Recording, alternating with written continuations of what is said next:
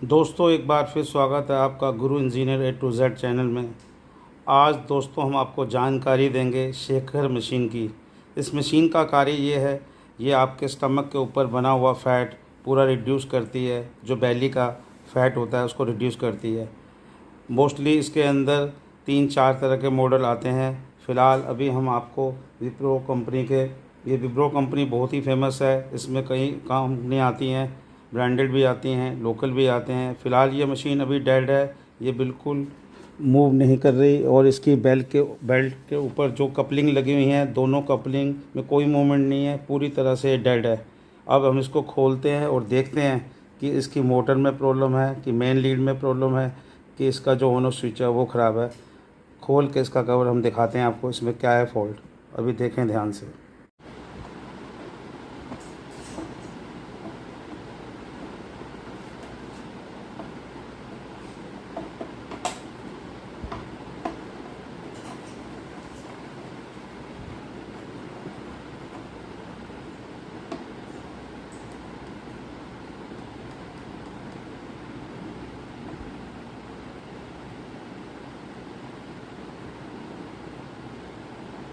दोस्तों चारों स्क्रू खुल चुके हैं।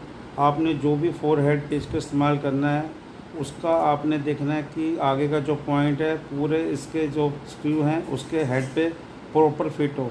अगर प्रॉपर फिट नहीं होगा, आप कोई भी स्क्रू ड्राइवर इस्तेमाल करेंगे उसका हेड ख़राब हो सकता है और उसके पेच ख़राब होने की वजह से दोबारा ये पेच वापस आपके लगेंगे नहीं। तो इसलिए जो भी आप पेच का इस्तेमाल करें अच्छी कंपनी का इस्तेमाल करें जिसका हेड प्रॉपर हो, ताकि आपके स्क्रू ख़राब ना हो। ये चीज़ का आपने विशेष ध्यान रखना है। अब दोस्तों इसके चारों स्क्रू खुल चुके हैं। अब मैं इसका कवर रिमूव कर रहा हूँ। किसी भी कंपनी में स्क्रू ज़्यादा होते हैं कम होते हैं उसमें कोई फ़र्क नहीं पड़ता। इसमें 4 थे, चारों खोल दिए। अब इसका ये कवर रिमूव हो रहा है, ये देखें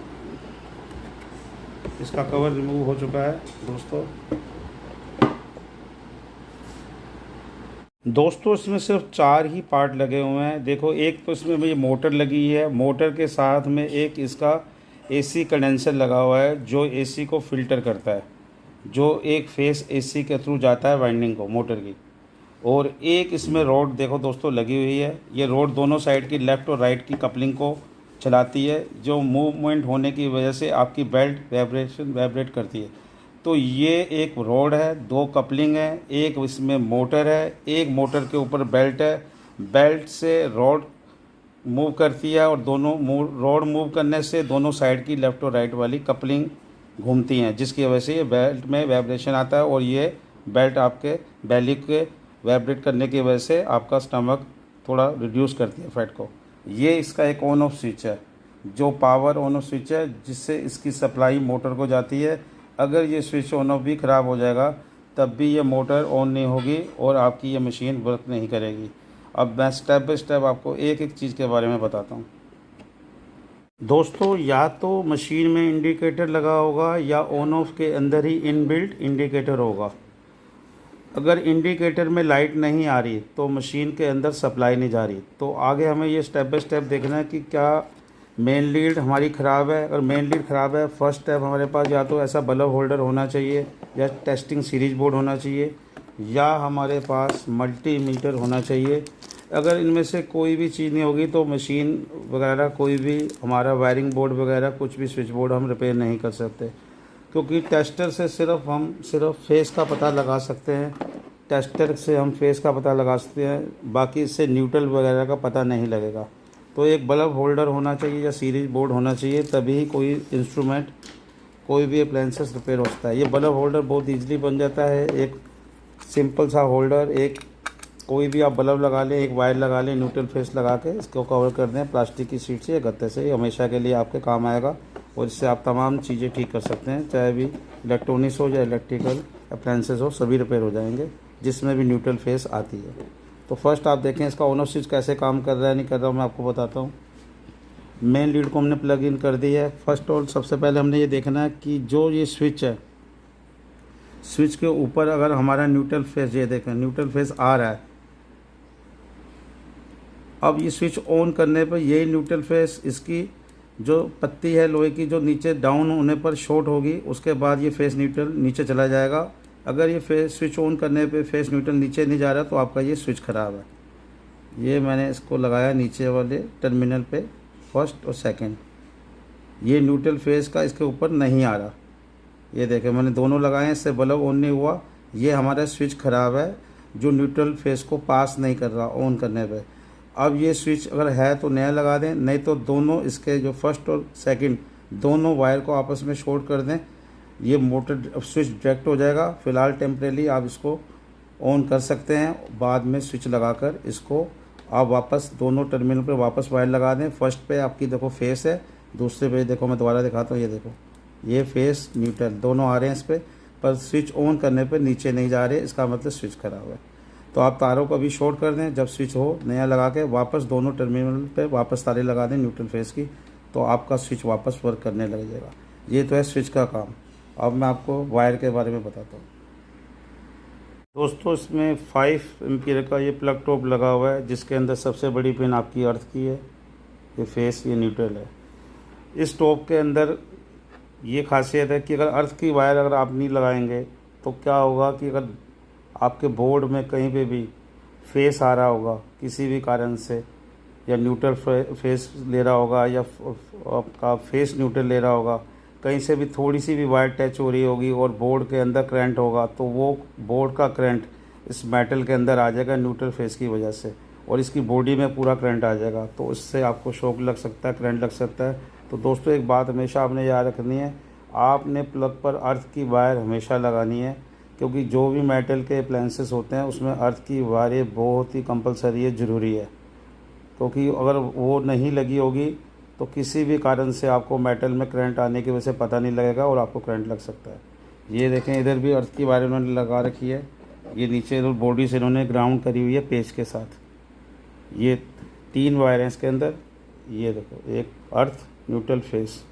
अगर आप अर्थ नहीं भी लगाएंगे तो भी ये मशीन तो काम करेगी, लेकिन हमेशा करंट लगने का हमेशा ख़तरा बना रहेगा। तो इसलिए दोस्तों अर्थ की वायर लगाना बहुत ज़रूरी है। अर्थ की वायर के बिना अगर प्लग आपका कभी ख़राब हो जाता है, प्लग टॉप नया लगाते हैं, तो अर्थ की वायर हमेशा यूज़ करें। 2 पिन प्लग कभी भी यूज़ ना करें, 3 पिन प्लग ही यूज़ करें। इसमें अभी 5 पिन लाइट का लगा हुआ है, कहीं ऐसे मशीन भी होते हैं जिनमें पावर का 15 एम्पीयर का भी लगा होता है। दोस्तों देखो इसका स्विच ऑन है, लाइट में इंडिकेटर आ रही है, इसमें स्विच में देखो इंडिकेटर लगा हुआ है, इंडिकेटर ग्लो कर रहा है, पर यह मोटर तब भी नहीं चल रही। मैं आपको टेस्टर से भी दिखाता हूँ, बल्ब होल्डर से तो मैंने चेक करना आपको सिखाई दिया है, और मल्टीमीटर से भी चेक करना सिखाता हूँ। ये देखें फर्स्ट मैंने इसके ऊपर टेस्टर रखा, ये फर्स्ट टेस्टर देखें ग्लो हो रहा है, फेस आ रहा है, पर न्यूट्रल का हमें पता नहीं लगेगा। न्यूट्रल का हमें पता लगेगा होल्डर से या मल्टीमीटर से। अब मैं आपको मल्टीमीटर से चेक करके बताता हूँ इसमें 220 वोल्ट AC आ रही है कि नहीं आ रही। आपने मल्टीमीटर जब भी यूज़ करना है इसके अंदर 50 है, क्योंकि 220 वोल्ट AC आती है, आपने ज़्यादा रेंज में ही रखनी है इसकी प्रोब। आपको मैंने देखो ये 500 वोल्ट के अंदर रखा है, 500 वोल्ट AC इस पर लिखा हुआ है, तो आपने भी 500 वोल्ट में रखना है। कभी वोल्टेज पीछे से ज़्यादा भी आ रही होगी, कम रेंज में आप रखेंगे तो आपका मल्टीमीटर उड़ जाएगा, ख़राब हो जाएगा। तो हमेशा ज़्यादा रेंज ही इस्तेमाल करें। ये देखें अभी मल्टीमीटर से मैं आपको चेक करके दिखा रहा हूँ, इसमें देख लेना 220 वोल्ट अभी पास हो रही है। ये दोस्तों देख लो मीटर की सुई पे पूरी 220 वोल्ट 230 वोल्ट आ रही है, सुई सेंटर में है, आपको दिख रही होगी इसमें। तो ऊपर वोल्टेज आ रही है, पर नीचे हमारे स्विच ऑन करने के बाद भी इसके अंदर देखें वोल्टेज पास नहीं हो रही, न्यूट्रल फेस डाउन नहीं हो रहा, नीचे नहीं जा रहा, तो स्विच ख़राब है। अभी मैं फ़िलहाल स्विच शॉर्ट करूँगा और मोटर हमारी ऑन हो जाएगी, अगर स्विच का ही फॉल्ट हुआ तो। दोस्तों मैंने ऊपर की दोनों टर्मिनल देखें शॉर्ट कर दिए, दोनों वायर। अभी फ़िलहाल स्विच चेक करने के लिए ये ऊपर की न्यूट्रल मैंने शॉर्ट कर दी है, ये दोनों फेस के टर्मिनल दोनों वायर देखो मैंने शॉर्ट कर दिए हैं और टेप लगा दी है, क्योंकि फ़िलहाल अभी स्विच नहीं है तो इसको शॉर्ट करके चला रहे हैं, फिर स्विच का काम ख़त्म हो गया। ये देखो न्यूट्रल की दोनों वायर शॉर्ट हो गई मोटर के लिए, ये फेस की जो मोटर को सप्लाई जा रही है फेस। तो अभी फ़िलहाल ये टेम्परेरी वर्क है, स्विच बाद में लगा दिया जाएगा, आपको चेक कराने के लिए ये सब किया जा रहा है। आप भी ऐसे इमरजेंसी में कर सकते हैं। अभी फ़िलहाल मैं आपको मोटर ऑन करके दिखाता हूँ कि मोटर ऑन हो रही है नहीं हो रही, स्विच का फॉल्ट था कि नहीं था। दोस्तों मैंने प्लग इन कर दिया है, अब मैंने स्विच को तो डायरेक्ट कर दिया है। अब मैं इधर से एक्सटेंशन कोड से इसको सप्लाई दे रहा हूँ न्यूट्रल फेस। देखते हैं मोटर काम करती है कि नहीं करती है। अगर नहीं करती तो आगे फॉल्ट है, अगर मोटर चल जाती है तो इसका मतलब स्विच ही ख़राब था हमारा। दोस्तों मोटर देखो मूवमेंट कर रही है, मोटर चल रही है, इसका मतलब हमारा स्विच ही ख़राब था। अब मैं आपको, मोटर तो ऑन हो गई है, इसके बारे में आगे के बारे में इसकी जानकारी देता हूँ। आगे इसके क्या क्या प्रॉब्लम आ सकती है मशीन में, और भी आपको इसके बारे में फॉल्ट फाइंडिंग बताता हूँ। दोस्तों फॉल्ट नंबर 2, अगर इसकी बेल्ट मोटर की टूट जाएगी तो इस बात को हमेशा आप याद रखना, आपको मोटर की आवाज़ तो आएगी पर ये बेल्ट जो है ये नहीं चलेगी, ये मूव नहीं करेगी, ये हिलेगी नहीं। बेल्ट चलेगी ये वाली बेल्ट तब वर्क करेगी जब ये मोटर की कपलिंग के ऊपर जो ये बेल्ट लगी हुई है, और ये बेल्ट काम तभी करेगी जब मोटर चलेगी। अगर मोटर चल रही है और ये बेल्ट टूट जाए तब भी आपकी आगे वाली जो फ्रंट वाली है बैली के लिए जो बेल्ट है वो वर्क नहीं करेगी, क्योंकि ये बेल्ट से ही ये दोनों कपलिंग चलेंगी, रॉड चलेगी, रॉड पे जो कपलिंग लगी हैं वो मूव करेंगी, उसके बाद ही आपकी ये बेल्ट काम करेगी। तो आप इसको खोलें, अगर बेल्ट टूटी हुई है तो भी आपकी मशीन डेड ही है, क्योंकि आगे की बेल्ट ही काम नहीं करेगी तो मशीन का किसी काम का यूज़ नहीं है। तो आप ये बेल्ट बदलें तो आपकी मोटर की ये दोनों रॉड कपलिंग दोनों काम करेंगी। फर्स्ट। तीसरा, अगर मोटर में कोई भी स्मेल आ रही है, जैसे ये मोटर है इसमें आपको ज़रा सी भी स्मेल आ रही है तो इसकी वाइंडिंग शॉर्ट हो गई है, आप मोटर को फ़ौरन बंद कर दें, मतलब इस मशीन को पावर ऑफ कर दें इसकी। अगर ज़्यादा देर इसको चलाएंगे तो इसकी स्मेल बढ़ जाएगी, वाइंडिंग पूरी शॉर्ट हो जाएगी और वायरिंग भी घर की शॉर्ट हो सकती है। दूसरा, जो इसमें ये मेन कंडेंसर लगा हुआ है, एसी कंडेंसर आप देख रहे होंगे, अगर ये कंडेंसर वीक हो जाएगा तो मोटर की, आपकी इस मशीन की जो बेल्ट की मूवमेंट है वो थोड़ी स्लो हो जाएगी। तो ये कंडेंसर वीक होने की वजह से होता है। ये कंडेंसर आप नया लगा सकते हैं। इसके अंदर 240 वोल्ट का ये कंडेंसर होता है और इसमें 2 से 3 एमएमडी का होता है। जो हमारी पानी की मोटरों में लगता है वही ये कंडेंसर होता है। ये एसी की वाइंडिंग पे लगाया जाता है एसी को फ़िल्टर करने के लिए। तो अगर ये कंडेंसर अगर आपका वीक हो जाएगा तो भी मोटर की स्पीड स्लो हो जाएगी और बेल्ट की मूवमेंट भी स्लो हो जाएगी। तो आप ये कंडेंसर चेंज करके भी आप स्पीड बढ़ा सकते हैं। ये बाज़ार में ईज़िली मिल जाता है 40 से 50 रुपये में। अगर ये कंडेंसर पूरा ख़राब हो जाएगा तो आपकी मोटर बिल्कुल धीरे धीरे चलेगी, तो भी ये कंडेंसर ही ख़राब है, तब भी आपने ये कंडेंसर बदलना है। अगर इस कंडेंसर को चेक करना है उसका बहुत ईजी फार्मूला है। इसकी दोनों वायर को आप काटें, दोनों वायर को काट कर 220 वोल्ट एसी में डाल दें। दोनों वायर्स को 220 वोल्ट एसी में डाल दें। इस कंडेंसर में 2 ही वायर होती हैं और फिर दोनों वायर को बाद में निकाल कर 2-4 सेकंड के लिए डालना है, फिर उसको दोनों वायर को शॉर्ट करें। अगर बहुत तेज़ स्पार्किंग आती है तो कंडेंसर आपका सही है, स्पार्किंग बिल्कुल हल्की आती है तो ये कंडेंसर आपका ख़राब है। ये इसका फार्मूला चेक करने का। 220 वोल्ट एसी में इन दोनों वायर को अगर आप डाल देंगे काट कर, तो उसके बाद 2-4 सेकंड बाद निकाल के इसको शॉर्ट करें। स्पार्किंग तेज़ आती है तो आपका कंडेंसर सही है, स्पार्किंग लो आती है तो कंडेंसर ख़राब है। कंडेंसर रिप्लेस कर दें, आपकी मोटर की स्पीड बढ़ जाएगी। कपलिंग के अंदर जैसे ये कपलिंग है, कभी ये मुंह लूज़ हो जाती है, इसमें देखो ये स्क्रू लगा हुआ है, इसको आप माइनस पेचकस से टाइट कर सकते हैं, आपकी कपलिंग वापस टाइट हो जाएंगी। ये कपलिंग रोड है इसके अंदर, ये रोड कभी ख़राब होती नहीं है। बाकी स्विच के बारे में मैंने आपको बता दिया है, मेन लीड के बारे में बता दी है। मोटर ख़राब होगी, अगर डेड होगी तो उसका भी एक तरीका ये है कि इसकी मोटर की देख रहे हैं आप 2 वायर निकल रही हैं, ये देखें 2 वायर हैं इसके मोटर के अंदर, ये देखो 1 और 1 2, ये देखो वाइंडिंग जा रही है इसके अंदर। आप इसको निकाल कर डायरेक्ट भी अगर फेस में हल्का सा डालेंगे, मोटर जरा सी भी घूम जाती है तो आपकी मोटर सही है। वैसे मोटर इतनी ईजिली ख़राब नहीं होती क्योंकि इसके अंदर अच्छी वाइंडिंग कॉपर की यूज़ करी जाती है। ये लाइफ टाइम तक काम करती हैं, 10-15 साल तो ये मोटर कहीं नहीं जाती।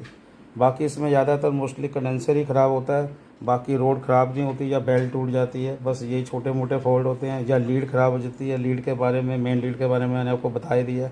न्यूट्रल फेस अगर पास नहीं होगी तो भी मोटर आपकी नहीं चलेगी। स्विच के बारे में भी मैंने आपको पूरी जानकारी दे दी है। इसमें 4-5 फॉल्ट हैं छोटे छोटे, इसको आप इजीली घर पे रिपेयर कर सकते हैं, किसी को इलेक्ट्रीशियन को बुलाने की ज़रूरत नहीं है। ये आप आराम से इजीली थोड़ी सी नॉलेज हासिल करने के बाद आराम से रिपेयर कर सकते हैं। मोटर ख़राब हो जाएगी वो आप रिपेयर नहीं कर सकते, वो मोटर बाज़ार से ही आपको वाइंडिंग करवानी पड़ेगी, उसका कोई तरीका नहीं है, वो आप नहीं कर सकते। मोटर वाइंडिंग के अलावा आप सभी फॉल्ट ठीक कर सकते हैं ईज़िली। तो दोस्तों इससे भी मुझे लगता है आपको विशेष जानकारी मिली होगी।